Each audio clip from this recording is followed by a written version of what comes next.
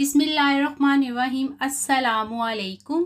नबी करीम सल्लल्लाहु अलैहि वसल्लम बीमार हुए और जब बीमारी शिद्दत इख्तियार कर गई तो आप सल्लल्लाहु अलैहि वसल्लम ने फरमाया कि अबू बकर रज़ी अल्लाह ताला अन्हा से कहो कि वो लोगों को नमाज़ पढ़ाएं।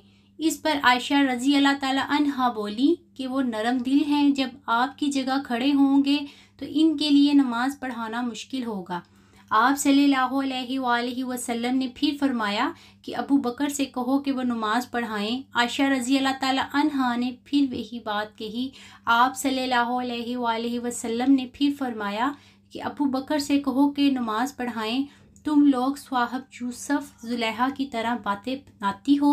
आखिर अबू बकर सदीक रज़ी अल्लाह ताला अन्हा के पास आदमी बुलाने आया और आपने लोगों को नबी करीम सल्लल्लाहु अलैहि वसल्लम की ज़िंदगी में ही नमाज़ पढ़ाई।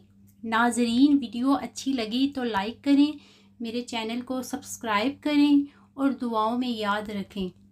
अस्सलामु अलैकुम।